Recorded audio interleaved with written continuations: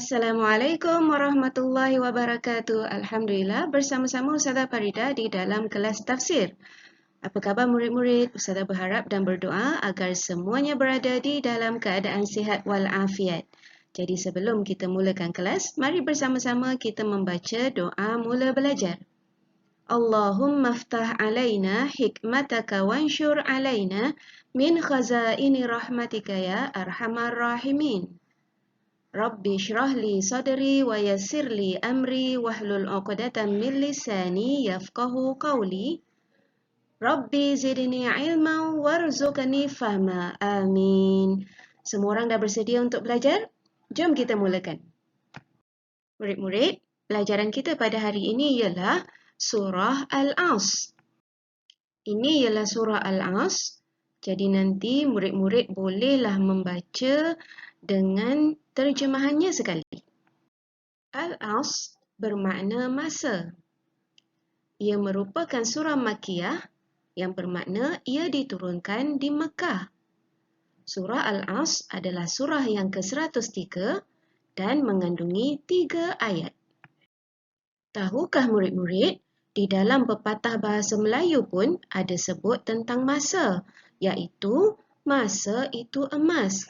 Maknanya, masa yang kita ada ini sangat berharga dan kalau terlepas, kita akan rugi.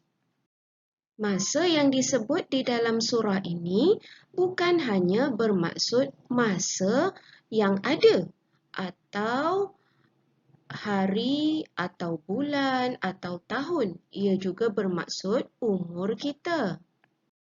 Surah Al-Asr ini menyatakan bahawa hidup manusia dalam keadaan rugi murid-murid dan sia-sia. Rugi maknanya kita tak dapat masuk syurga Allah nanti. Rugi sangat-sangat kan? Tapi Allah beritahu ada 4 golongan yang tidak rugi. Maknanya nanti akan dapat masuk syurga Allah. Siapakah mereka? Murid-murid nak tahu tak? Jom kita teruskan pelajaran. 4 golongan ini ada disebutkan di dalam ayat yang ketiga. Mari kita tengok satu persatu. Golongan pertama ialah yang disebutkan alladzina amanu, orang-orang yang beriman. Beriman kepada Allah dengan hati, lalu menyatakan dengan lisan dan membuktikan iman dengan perbuatan. Nak dapatkan semua ni murid-murid, mestilah dengan belajar. Golongan yang kedua ialah wa'amilus salihat, orang-orang yang beramal soleh. Maksudnya, membuat amal soleh dan perbuatan-perbuatan yang baik yang dibuat untuk mendapatkan redha Allah. Ada banyak contohnya, Ustazah beri 2 sahaja murid-murid. Contoh pertama, menjaga kebersihan. Contoh kedua, menghafaz Al-Quran. Golongan ketiga pula ialah watawasau bil haqq, orang-orang yang berpesan-pesan dengan kebenaran, yakni orang-orang yang saling menasihati, saling mengingatkan untuk beriman dan melakukan amal soleh dengan cara yang baik. Dan yang terakhir, golongan yang keempat ialah watawasau bis sabr, orang-orang yang berpesan-pesan dengan kesabaran. Jadi orang-orang ini ialah yang saling menasihati untuk bersabar.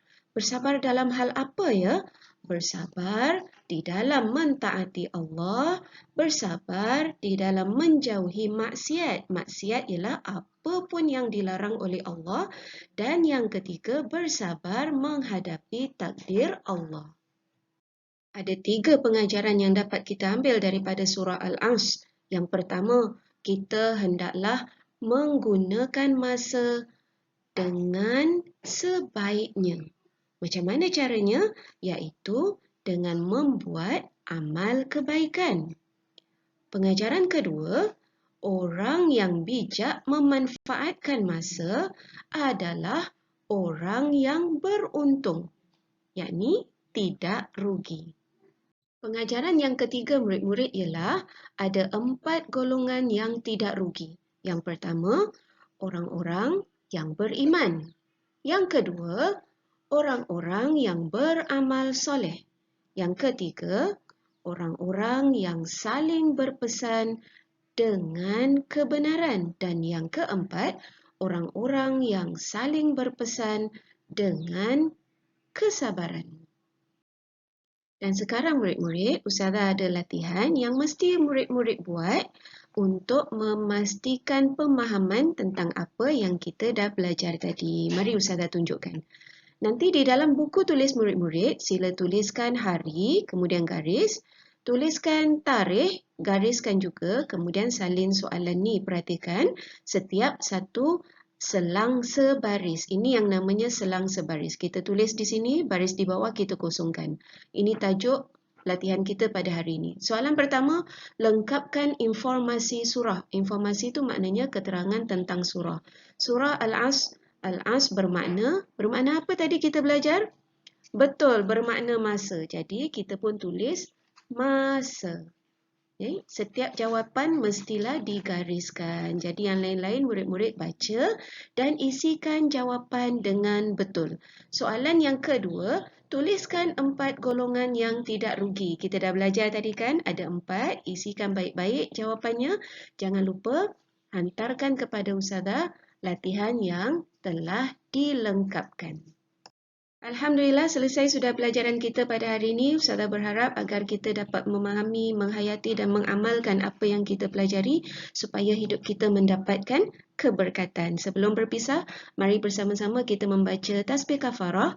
Subhanakallahumma wa bihamdika asyhadu an la ilaha illa anta astaghfiruka wa atubu ilaik. Sampai kita bertemu lagi murid-murid, insya-Allah. Jaga diri, jaga kesihatan dan jangan lupa mengaji. Assalamualaikum warahmatullahi wabarakatuh. Bye.